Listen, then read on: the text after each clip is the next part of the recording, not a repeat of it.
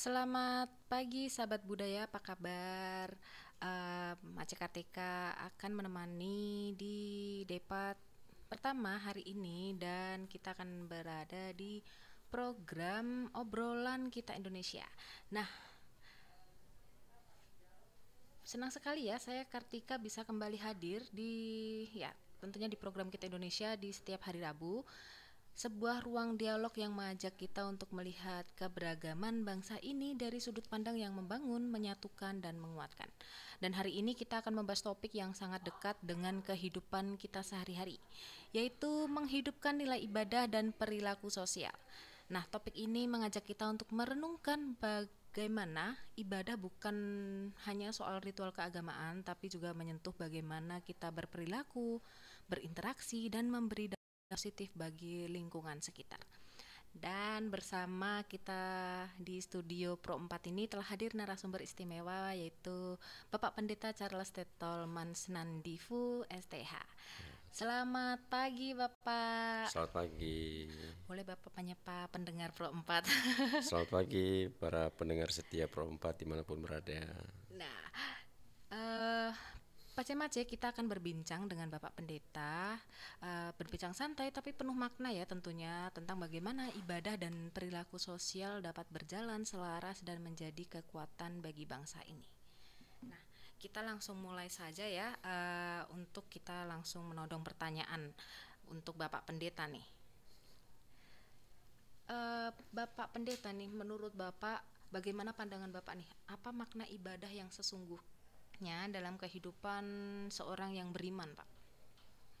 Baik, terima kasih. Eh, Kalau kita berbicara soal ibadah, artinya ini umum ya, kakak ya. Artinya semua agama mengajarkan kita untuk beribadah, karena ibadah bentuk daripada iman kita, ketakwaan kita, yang kemudian membawa kita kepada sebuah perilaku yang baik.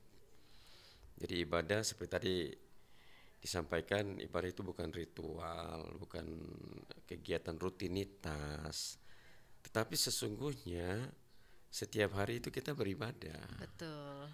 Baik di dalam rumah ibadah kita masing-masing, di rumah kita masing-masing, di tempat kerja kita pun itu ibadah. Jadi seperti itu kakak Kartika. Sehingga sesuai dengan judul topik diskusi kita hangat pagi ini, bagaimana kita hidupkan kembali ibadah, nilai-nilai ibadah, dan dampak daripada nilai-nilai ibadah itu adalah bagaimana kita berperilaku sosial di mana ada. Jadi seperti begitu kira-kira. Jadi memang ibadah itu tidak melulu hanya di hari tertentu ya, Ya, Bapak. Jadi memang ibadah itu harus setiap hari dan di betul. dalam kehidupan sehari-hari pun kita juga melakukan ibadah. Nah, Benar. bagaimana nih Bapak Pendeta hubungan antara ibadah dan perilaku, karena tadi Bapak sudah membahas ibadah itu memang di kehidupan sehari-hari. Nah, ini bagaimana nih hubungan antara ibadah dan perilaku di kehidupan sehari-hari? Ya.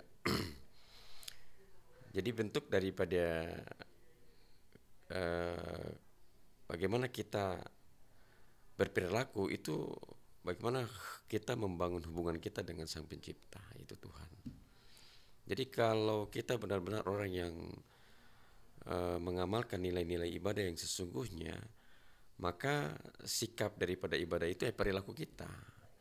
Jadi sangat kontras ketika kita bilang kita orang yang rajin beribadah, bertakwa kepada Tuhan, taat, sangat taat, tetapi kemudian di dalam lingkup kehidupan kita sehari-hari kita kontras, kita berlawanan dengan apa yang diajarkan oleh agama dalam nilai-nilai kehidupan. Nah, itulah sebabnya penting bagaimana kita menjaga, memelihara hubungan kita dengan Tuhan, itu yang utama. Karena kalau kita pelihara, kita jaga, kita rawat, kita dekatkan diri dengan Tuhan dalam bentuk ibadah apapun ya. Nah, itu nanti akan berdampak dalam bagaimana kita bersikap, bagaimana kita berinteraksi, bagaimana kita menyikapi dinamika yang terjadi baik di tengah-tengah keluarga maupun di lingkungan di mana kita ada. Seperti itu. Betul. Jadi memang harus dari hati dulu untuk Tuhan dan baru Benar. ke sesama begitu ya. Betul. Nah, Ya. eh kalau bagaimana cara kita menjaga konsistensi nih, Bapak, dalam beribadah di tengah kesibukan, apalagi di zaman modern ini ya, kayak mungkin di hari Sabtu atau Minggu ada Zoom. Nah, itu bagaimana nih, Pak, untuk menjaga ibadah kita nih? Apakah eh, bisa nih alasannya karena sibuk Oke. atau bagaimana? Betul. Jadi memang kembali kepada kepribadian kita masing-masing. Ibadah itu kan bukan paksaan, ya. Walaupun memang ajaran agama kita masing-masing mengajarkan, oh ini hari Jumat harus rajin sholat, Minggu ke gereja wajib ya. Yaitu bagian daripada rutinitas aktivitas organisasi, secara organisasi. Tapi sesungguhnya dalam kesibukan kita masing-masing, apapun yang kita lakukan, ya, panggilan beribadah itu kembali kepada hati. Kalau saya menyadari bahwa kalau hari ini saya ada di muka bumi, di dunia hidup saat ini, itu bukan karena saya, tapi karena ada satu sosok pencipta yang harus saya sembah dia, karena melalui Tuhan lah saya bisa ada. Jadi kalau orang yang kemudian menganggap ibadah itu nanti saya ada waktu baru saya ibadah, aduh itu bahaya sekali. Paling tidak kalau ada yang seperti itu ya, ini sudah dalam diskusi ini mari kita kembali sama-sama disadarkan bahwa pentingnya, betapa pentingnya ibadah, karena ibadah itu kan ada proses penyembahan, ada proses di mana kita bersyukur sebab Tuhan baik dalam hidup kita, seperti itu. Jadi memang ibadah itu memang menjadi tiang atau pilar di kehidupan ya, Bapak. Benar. Nah, Seperti karena tadi Bapak sudah menyinggung soal sebuah tantangan nih, Pak. Ya. Nah, adakah pengalaman dari tantangan terbesar nih yang Bapak hadapi oleh umat dalam menjaga kualitas ibadahnya, Pak? Oke, ya benar. Ini ini yang menjadi tantangan yang kemudian juga kita bisa sebut sebagai ancaman. Ya.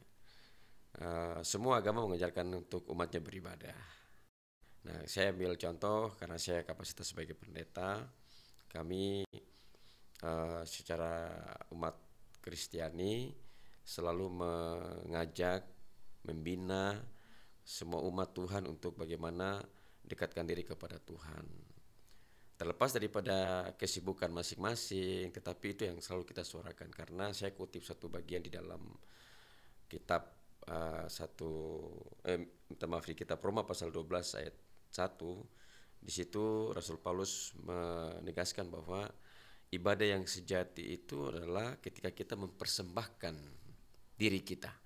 Dalam konteks mempersembahkan tubuh kita, diri kita sebagai persembahan yang hidup dan kudus, itu seantero, termasuk apa yang kita hari ini pikirkan dan kita lakukan. Jadi kesibukan kita setingkat dewa dan langit bumi apapun wajib kita, ya mungkin kesibukan itu tidak kemudian salah. Nah, itu pekerjaan yang harus kita. Tetapi ada salah di waktu di mana ibadah itu kan kemudian bukan nanti orang kumpul banyak-banyak kemudian saya ikut ibadah, tidak. Ketika kita dalam keadaan sendiri pun, sendiri itu ibadah. Ketika kita ambil waktu, durasi 1 menit kah, 5 menit kah, kita berbincang dengan Tuhan, itu ibadah sesungguhnya. Begitu kan. Jadi memang tidak ada alasan untuk sibuk atau apa, itu kembali ke diri kita ya. Betul. Nah, kalau itu tadi kan peran Bapak sebagai pendeta. Nah, kalau peran keluarga dalam membentuk kebiasaan ibadah itu akan berdampakkah, Pak? Sangat berdampak. Berarti memang sebenarnya tuh dari intinya dulu ya, Pak ya. Betul. Dari keluarga dulu ya. Betul. Untuk membentuk anak ini atau keluarganya beribadah dan Betul. berimbas ke perilaku sosial. Benar sekali. Nah, kalau ciri-ciri perilaku sosial yang sehat nih, Pak, tapi tetap mencerminkan nilai ibadah yang baik dan betul itu bagaimana, Pak? Ya, jadi perilaku sosial yang ini berbicara mengenai perilaku sosial itu kan ada dua hal, ada positif dan negatif. Jadi perilaku sosial yang positif itu ketika kita perilaku sosial itu kan kita berinteraksi kepada individu satu kepada individu yang lain atau kepada sesama. Nah, kalau di tengah-tengah kehidupan masyarakat Ya di lingkungan di mana kita tinggal, ya kita say hello, senyum kepada orang lain. Ketika ada yang susah kita bantu, itu kan perilaku sosial. Jangan kemudian kita lihat ada orang susah, contoh, kita tidak minta-minta, tapi kalau ada orang yang susah di tetangga kita, dia mungkin susah makanan, atau dia kena musibah, itu tanpa harus diminta. Kalau saya bilang saya rajin beribadah, maka bentuk daripada ibadah tadi itu perilaku. Saya lihat orang susah saya bantu tanpa diminta. Itu bentuk dari ibadah juga kan. Nah itulah sebabnya penting keluarga membina, membangun kedekatan dengan Tuhan. Orang tua pun harus yang ya mulai saat ini harus yang dengar diskusi ini ya mari kita evaluasi, ngajak istri, anak-anak kita, keluarga kita yang serumah, ambillah waktu sejenak untuk ajak beribadah. Karena dengan beribadah di tengah-tengah keluarga, kita sedang membentuk karakter keluarga yang bagaimana berperilaku ketika ada di tengah-tengah tantangan saat ini. Seperti itu. Jadi memang ibadah itu memunculkan sifat kita sebelum diminta tolong kita harus menolong Ya, dulu. seperti Itu salah itu. satu fungsi untuk ibadah ya, Betul. Pak. Nah, kalau tadi kan kita sudah membahas soal ibadah dan keluarga. Nah, bagaimana Pak nilai-nilai ibadah ini bisa membentuk pribadi yang lebih toleran dan peduli seperti yang Bapak katakan tadi? Baik, terima kasih. Jadi saya percaya bahwa semua ajaran agama itu baik dan semua ajaran agama itu mengajarkan tentang hal kasih. Ya. Kalaupun hari ini dinamika di antara bangsa ini ya kita harus jujur bahwa beberapa waktu yang lalu ada peristiwa sikap-sikap intoleran, bukan saja baru terjadi kemarin, sudah berkali-kali, bertahun-tahun di bangsa ini. Dan bagaimana kita mau membangun nilai-nilai ibadah, kemudian dampak daripada nilai ibadah itu kita mau membawa keberagaman yang majemuk, pluralisme ini, beda-beda agama tapi satu Tuhan, itu bukan seperti slogan Bhinneka Tunggal Ika lah, kemudian ada pengajaran-pengajaran moderasi beragama lah. Saya pikir ini menjadi catatan penting bagi kita semua, siapapun dia yang ada di atas tanah air ini, khususnya kita di tanah Papua, karena Papua kan selalu sebagai simbol damai. Betul. Ya, jadi melalui sikap atau perilaku yang baik dengan menunjukkan nilai-nilai keagamaan, kita saling menerima perbedaan, karena perbedaan itu adalah harta. Perbedaan itu kita ambil sebagai kekuatan kita. Kalau kita sudah kelompokkan dan membanding-bandingkan dan kemudian menghakimi salah satu golongan, maka rusaklah nilai-nilai ibadah itu sendiri. Apa arti beribadah? Kemudian apa arti kita sudah tanamkan nilai-nilai kasih, bahkan kita sendiri yang mengajarkan kasih kepada umat kita, implementasinya sikap di lapangan, perilaku kita bertolak belakang. Nah itu yang kemudian menjadi catatan penting bagi kita semua.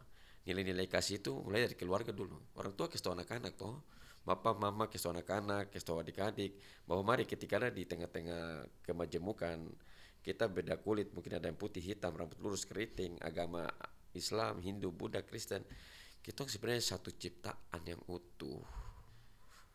Kita sama-sama ciptaan. Kalau di ajaran Kristen, serupa segambar dengan Allah cipta. Jadi kakak saya serupa ciptanya yang sama. Betul. Walaupun ya cara beda ibadah kita beda-beda. Iya. Seperti itu kak kira-kira. Jadi memang berbeda itu sebenarnya perbedaan itu memang indah ya, Betul. Pak, bila dilihat dari sisi kacamata yang positif. Betul. Begitu. Dan memang ini menjadi PR semua ya, bukan hanya saya dan Bapak Pendeta tapi semua masyarakat itu. Betul sekali. Memang perbedaan itu harus dilihat dari sisi positifnya. Ya. Dan tadi kan kita sudah dalam konteks membahas masyarakat yang majemuk ya Pak, apalagi di Indonesia ini banyak sekali suku, agama, Betul. budaya, bahasa gitu. Nah, bagaimana ibadah ini dapat menjadi jembatan persaudaraan antar umat beragama, Pak? Ya, ini pertanyaannya menarik ya. Selalu kita pakai contoh kita di tanah Papua. karena memang sejak leluhur menanamkan nilai-nilai keberagaman itu kita sudah implementasikan di tanah Papua. Jadi kalau kita bilang bagaimana membangun keberagaman dengan nilai-nilai ibadah itu, contoh di Manokwari lah. Beberapa kegiatan-kegiatan yang dilakukan sebelum-sebelumnya saya pun terlibat. Ya, saya kemarin di dalam dalam dialog di Pro 1 kemarin saya sudah sampaikan juga. Ada satu kegiatan yang dibuat oleh Forkolimasi. Nah, ini bukan promosi ya, tapi memang kalau kenal Bapak Muhammad Walai, beliau adalah Ketua Forum Komunikasi Lintas Masjid Papua Barat. Dia mengadakan sebuah kegiatan halal bihalal. Dan dalam acara itu dia melibatkan saya sebagai pendeta yang kemudian terlibat dalam doa. Ini bayangkan acara di awal itu kan versinya teman-teman saudara muslim. Acara full, terakhir pendeta yang tutup dengan doa. Dan itu menjadi viral. Jadi kita sedang membawa pesan bahwa mari kita saling mengajak, bukan berarti kita mau membawa jiwa, kita mau mengajak orang lain untuk masuk ke agama kita. Enggak. Agamamu, agamaku, agamaku. Tapi ketika kita ada dalam sebuah perkumpulan, tidak ada perbedaan. Betul. Kita saling support, saling dukung. Gitu. Seperti itu kira-kira.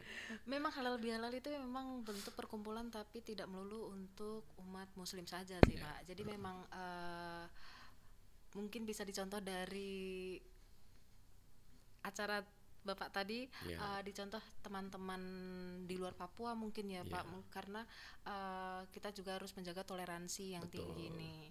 Nah, kalau menurut Bapak, adakah pandangan bahwa banyak orang rajin ibadah tapi perilakunya di masyarakat kurang mencerminkan ajaran agama? Menurut Bapak, apa penyebabnya nih Pak? Ya, jadi saya harus ngomong hati-hati karena jangan sampai salah diartikan, karena ajaran kita tidak mengajarkan untuk menghakimi orang. Karena ibadah itu sesungguhnya kembali seperti awal saya bilang, kembali kepada kepribadian dan diri kita. Nah, kalaupun nanti di lapangan kita lihat orang berperilaku ini setiap hari Minggu dia aktif, pokoknya dalam kegiatan-kegiatan ibadah dia yang tampil di depan, tapi kenapa saya ketemu di pasar ada mabuk, saya ketemu di sini ada pukul orang, teriak-teriak orang, ya itu kembali kepada kepribadian. Kembali ke pribadiannya sendiri. Kembali kepada kepribadian. Bagaimana dia mau menerima pengajaran, bagaimana dia mau menerima pesan-pesan yang baik itu dalam kehidupan sehari-hari. Memang walaupun Bapak Pendeta juga tidak bisa mengontrol orang, begitu ya Pak. Walaupun mungkin Ustadz juga mengontrol orang juga tidak bisa. Benar. Itu kembali ke masing-masing. Nah, kalau bagaimana nih Pak, kalau menurut Bapak nih untuk mengatasi kecenderungan ibadah yang hanya formalitas tanpa esensi, itu bagaimana Pak? Mengatasi kecenderungan ya, ada dua hal di sini. Jadi satu kepada kita yang melayani, kemudian yang menerima pelayanan itu. Jadi kembali kepada bagaimana kita mau betul-betul dan sungguh-sungguh melayani. Karena panggilan melayani itu kan bukan paksaan. Jadi kalau kita melayani dengan hati, bahwa ini umat yang perlu bimbingan, itu tanpa harus mengikuti mekanisme. Artinya ini persiapan ini baru kita, tapi bagaimana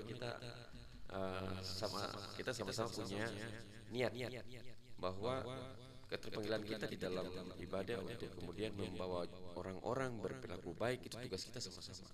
Jadi tidak hanya tokoh agama, tidak hanya pendeta, ustadz, tapi termasuk kakak juga punya tugas. Jadi kita sama-sama bertugas untuk bagaimana membawa umat, membawa orang-orang di sekitar kita untuk berperilaku yang baik dalam kehidupan sehari-hari. Jadi memang bukan tanggung jawab perorangan, tapi bukan tanggung jawab perorangan, bukan tanggung jawab untuk satu profesi ya Pak ya, tapi perorangan. Nah, kalau tadi kan kita sudah membahas peran keluarga, peran keluarga ini adalah peran inti untuk membangun ibadah dan sosial. Nah, kalau peran gereja atau mungkin ada komunitas begitu ya Pak ya, dalam mendorong perilaku sosial yang baik itu adakah Pak? Pastilah, pasti ada. Jadi seperti yang saya bilang, semua agama mengajarkan itu. Nah, kami dalam pengajaran kekristenan itu sudah menjadi poin paling penting. Bagaimana mengajarkan jemaat, mengajarkan umat untuk berperilaku yang baik, keteladanan. Dalam pengajaran Kristen ini kita mengikuti teladan Yesus Kristus. Bagaimana Tuhan berkorban, bagaimana dia mengajarkan kepada murid-muridnya, kalau ada yang buat jahat, jangan balas kejahatan, tapi balas dengan kebaikan. Kasih menjadi standar tertinggi dalam berperilaku. Dalam pengajaran Kristen itu ada 4 kategori kasih. Ada kasih filio, kasih eros, storge, dan kasih agape. Nah, kasih yang tertinggi dari 4 bagian ini kasih agape. Jadi kakak benci saya, contoh ya, benci saya, marah saya, mau pukul saya nggak bisa balas. Apa yang diberikan kepada saya yang bersifat negatif, saya harus balas dengan positif. Benci saya nggak apa-apa, saya tetap mengasihimu, saya tetap peduli kepada dirimu. Nah, kira-kira seperti itu. Wah, berarti memang itu juga bisa memutus rantai itu juga ya Pak ya. Kalau kita membalasnya dengan rasa benci, makin dendam, makin aduh kok ini aku balas ya, pasti mikirnya. Betul sekali. Tapi kalau dibalas dengan kebaikan, kok bisa ya? Sudah sejahat ini. Nah, kalau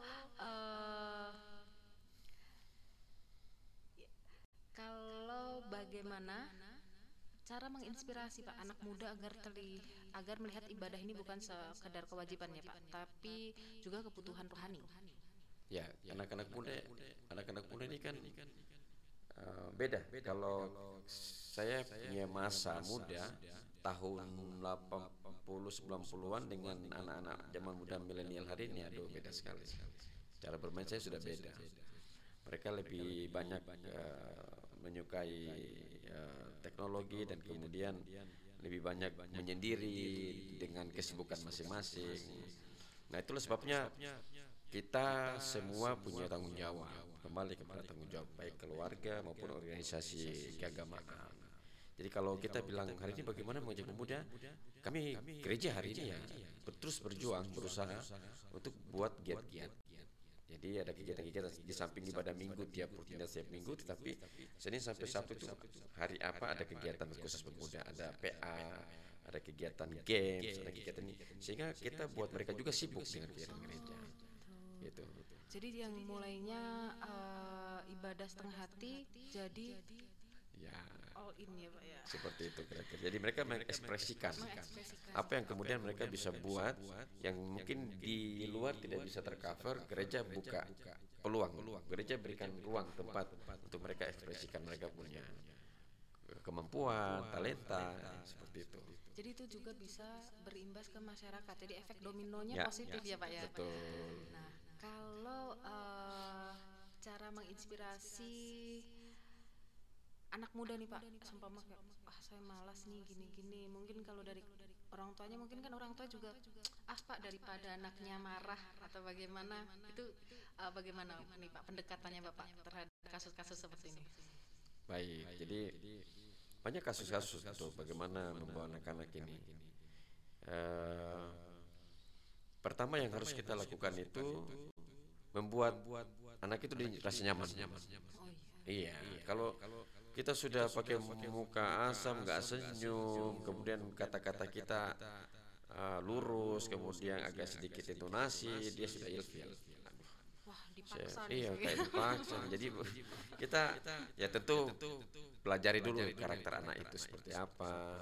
Dia malas beribadah bergabung itu alasannya kenapa. Nah, sehingga kemudian kita bisa pakai konsep, kita pakai cara untuk bagaimana melibatkan dan mengajak. Gitu. Nah, kalau apabila nih Pak, Bapak punya contoh program atau kegiatan yang memadukan ibadah dengan pelayanan sosial. Oh ya, baik. Jadi saya pikir teman-teman agama lain juga melakukan hal yang sama. Kami gereja itu setiap bulan itu ada giat-giat. Ada kategori untuk anak-anak, pemuda, ibu-ibu sendiri, bapak-bapak sendiri, bahkan yang bersama-sama. Jadi ada atau kegiatan kunjungan kasih ke panti asuhan, kemudian ke lapas. Kita kunjungi orang-orang yang kemudian punya masalah-masalah. Kemudian giat bakti sosial kebersihan, kita pun terlibat di dalamnya. Itu hal-hal yang kita lakukan. Bahkan ada satu kegiatan di mana teman-teman Muslim punya hari raya Idul Fitri Lebaran, ibadah sholat Id. Kami pun ikut bantu mengamankan jalan, iya, mengamankan jalan, jaga masjid yang di Sanggeng, jaga masjid yang di Wosi, seperti itulah kira-kira. Saya kira ini pesan penting yang kemudian kita buat di tanah Papua. Di mana saya pun kita buat. Sebaliknya, kita perayaan Natal, ya teman-teman Muslim yang bantu jaga lalu lintas di gereja, jaga ini, bantu dan lain sebagainya. Itu kan baik. Jadi bagu bantu ya Pak ya. Aku tolong lah kira-kira. Nah kalau peran apa yang bisa dimainkan apalagi generasi muda saat ini ya Pak ya untuk menghidupkan kembali nilai ibadah dan sosial di tengah masyarakat yang modern, apalagi kan sekarang kayak banyak media sosial atau mungkin kita berkolaborasi mengadakan festival terus kita liput di TikTok atau apa begitu. Ya. Jadi segala hal yang kita lakukan hari ini di dalam ibadah, menghidupkan nilai ibadah, di era ini kita pemanfaatan media elektronik. Karena anak-anak muda zaman sekarang hampir 90 sekian persen mata mereka tuh hari-hari HP, yang dibuka apa TikTok, YouTube, Facebook, IG, dan kalau ada lagi aplikasinya nggak tahu. Nah itulah kemudian saya melihat bahwa ini menjadi sasaran utama untuk kita beri pesan-pesan ibadah. Kalau mereka susah kita ajak ke gereja, ke masjid, aduh sudah kita berilah pesan-pesan rohani, pesan-pesan moral lewat media yang ada. Karena dengan demikian, tapi kembali ke orang tua lagi, keluarga berperan penting. Bapak mama yang dengar di rumah, tolong supaya kasih waktu yang baik. Karena anak-anak kita hari ini, bukan kita lihat hari ini, tapi kita lihat mereka 5, 10, 15 tahun ke depan jadi apa. Mau jadi orang apapun, tapi perilaku menjadi pokok utama. Karena kalau mereka besok jadi bupati, mereka besok jadi di anggota DPR, tapi ketika perilaku mereka itu sudah dibentuk di tengah-tengah keluarga, maka karakter mereka nanti akan berdampak sesuai profesi mereka. Jadi memang harus ada perilaku takut Tuhan di dalam hati. Benar sekali, begitu. Takut Tuhan. Jadi kalau nanti ada menyimpang, oh di hati saya sudah ada Tuhan. Betul. Kira-kira seperti itu Kak. Nah kalau bagaimana Pak kita bisa menjadikan momen ibadah nih sebagai titik awal untuk melakukan aksi nyata sosial di masyarakat? Ya, saya kutip satu firman dalam Alkitab, 1 Timotius 4 ayat 8, bunyinya begini: latihan badani terbatas gunanya, tetapi ibadah itu berguna dalam segala hal karena mengandung janji baik untuk hidup ini maupun untuk hidup yang akan datang. Jadi dari teks ini, latihan badan ini terbatas, artinya aktivitas yang kita lakukan, kesibukan kita itu terbatas semua, dan kekuatan powernya itu terbatas juga. Tapi ibadah itu, di sini firman bilang mengandung, ibadah itu berguna dalam segala hal, mengandung janji baik yang saat ini kita sedang bicara maupun yang akan datang. Jadi betapa pentingnya ibadah. Dan ibadah ini sekali lagi saya sampaikan bahwa ibadah bukan rutinitas, bukan paksaan, tapi panggilan hati. Nah, bagaimana saya mau menjadi pribadi yang kemudian mau menerapkan nilai-nilai ibadah itu di depan umum ketika saya berdiri bicara kepada banyak orang, itu rujukannya ibadah.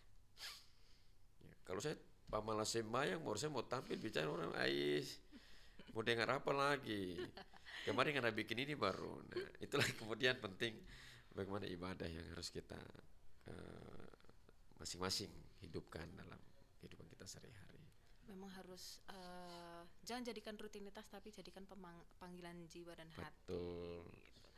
Nah, kalau dalam pengalaman Bapak Pendeta, apa nih Pak dampak positif yang paling terasa ketika ibadah dan perilaku sosial ini berjalan seiringan? Seperti tadi kan contohnya Bapak, kita gotong royong, seperti di Pancasila kan juga kita harus gotong royong gitu. Nah, ada lagi kah Pak? Ya, betul. Jadi eh, sikap bagaimana kita menunjukkan bahwa kita orang yang beribadah, kemudian berperilaku sosial di tengah-tengah masyarakat, yaitu seperti tadi kita sudah mendahului dengan diskusi kita. Kalau kita ada di tengah-tengah masyarakat yang majemuk, mari saling menerima, kemudian saling menolong, tunjukkan kasih yang benar-benar dari hati. Bukan karena kepentingan ya. Saya mau bantu kakak, Iya. saya kasih sesuatu karena saya ingin sesuatu, saya tidak punya kepentingan, tidak ada. Tanpa kepentingan apapun. Kalau saya kasih dengan tangan kanan, tangan kiri saya tidak boleh mengambil kembali. Jadi apa yang saya buat itu betul-betul tulus dari hati. Bukan karena ada kepentingan ya. Saya tolong dia karena saya mau dia punya ini, saya mau ini. Ah itu beda lagi cerita. Tapi bagaimana ketulusan hati itu kita tunjukkan. Itu bentuk daripada ibadah kita sebenarnya. Karena nanti kalau kita mengharapkan imbalan tuh pasti kayak gondok di hati ya Oh Pak iya, ya. seperti itu. Nyanda. Ada satu lagi nih Pak. Bagaimana ibadah dapat menjadi sumber kekuatan saat kita menghadapi masalah atau tekanan dalam kehidupan sehari-hari? Ya, semua kembali karena semua agama mengajarkan tentang bagaimana Tuhan itu penyayang, penolong, Tuhan selalu bertindak tepat pada waktunya. Jadi ketika kita mengalami sebuah dinamika tantangan hidup, ya itu bagian daripada bagaimana Tuhan sedang berproses terhadap diri kita. Oh, dia ini hamba yang setia kah? Hamba yang taat. Saya menguji dia dengan tantangan ini. Saya menguji dia dengan tantangan ini. Nah, ketika kita menghadapi sebuah tantangan iman, kita menghadapi persoalan atau pergumulan, justru di situ Tuhan ingin melihat bagaimana kita lebih tekun beribadah.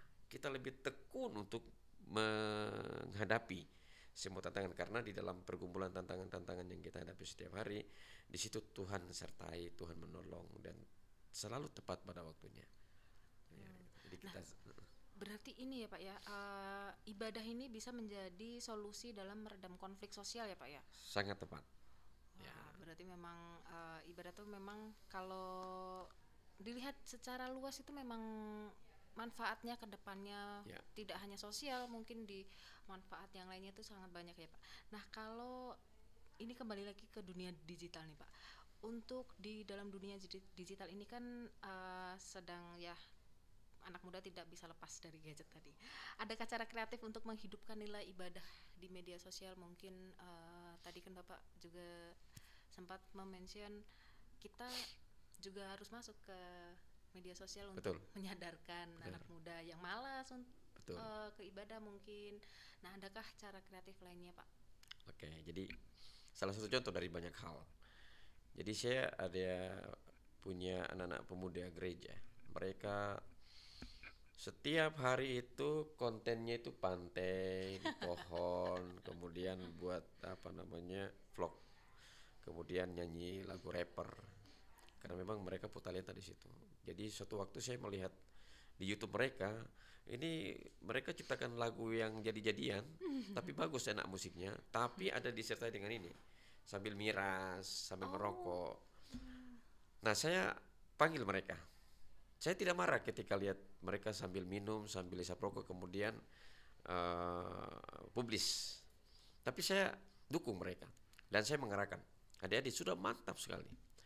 Tapi alangkah baiknya coba kalian ciptakan lagu rohani. Terus gaya kayak tadi. Akhirnya mereka evaluasi. Oh ya, mereka buat satu lagu rohani, tapi tidak lagi dengan acara miras sama merokok. Karena mereka sadar bahwa oh ini kita sedang menunjukkan hal yang perilaku yang buruk. Dan puji Tuhan alhamdulillah akhirnya mereka mau bagaimana mengekspresikan mereka punya talenta tadi lagu rapper-rapper itu dengan musik yang bagus diganti dengan satu kata-kata yang positif seperti itu salah satu contoh dari sekian banyak hal dan itu berdampak. jadi memang tadi ya Pak pendekatannya dari hobi dulu nih. Hobinya memang Iya, menyanyi, mau ini kembali ke hobi. apa menciptakan lagu. Benar, Kita serangnya dari situ. betul. Nah, kalau menurut Bapak nih, apa indikator bahwa ibadah ini sudah memberi dampak nyata di lingkungan sekitar? Ya, ya. Eh, ibadah ini kan berdampak luas sekali. Jadi ketika kita menjadi pribadi-pribadi yang taat beribadah, rajin beribadah, Tidak hanya sekedar rajin, tapi kita menerima pengajaran-pengajaran baik, kemudian kita hidupkan semua pengajaran-pengajaran yang menjadi pesan firman itu dalam kehidupan kita, maka firman itu akan menghidupkan apa yang kita pikirkan, apa yang harus kita rencanakan, apa yang harus kita lakukan. Dan itu berdampak secara umum. Pertama di keluarga, kemudian lingkungan kerja kita. Kalau kita bukan saja tekunnya, kita mengambil nilai ibadah itu dan menjiwai di dalam hati kita, maka dimanapun kita ada itu nanti kita tetap menjadi berkat. Ada masalah, kita ke situ, kita bantu meluruskan. Tapi kalau kita tidak mengamalkan nilai-nilai ibadah, kita hanya jadikan ibadah sebagai rutinitas biasa, nah, saya khawatir nanti kita justru jadi troublemaker. Iya. Seperti itu kira-kira. Jadi memang dari ibadah itu kita bisa mengimplementasikan ke kehidupan nyata Betul, begitu ya Pak ya. benar. Nah, ini untuk jadi penutup nih Pak. Jika harus merangkum nih Pak, apa 3 hal utama yang perlu kita lakukan untuk menghidupkan nilai ibadah dan perilaku sosial di kehidupan sehari-hari? Ya, sebenarnya ada banyak sih, tapi melihat dengan dinamika, saya selalu mengambil contoh kita di tanah Papua. Bangsa ini sedang tidak baik-baik saja. Saya ingat dulu waktu Pak Jokowi periode pertama presiden, dia berpidato dan saya ingat sekali apa yang Pak Jokowi sampaikan, bahwa karakter itu dibentuk sejak dini, dimulai dari anak-anak. Secara pendidikan berjenjang, mulai dari PAUD, TK, SD, SMP sampai perguruan tinggi. Kenapa Pak Jokowi bilang demikian? Karena bangsa ini sedang tidak baik-baik saja, berkaitan dengan perilaku sosial.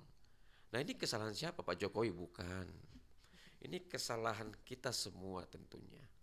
Dan agama kita masing-masing yang ada di bangsa ini sedang mengajarkan dan berjuang untuk bagaimana orang-orang berperilaku. Makanya kalau bertanya 3 hal tadi, pertama, mari bentuk karakter anak, karakter keluarga, dan dimulai dari keluarga.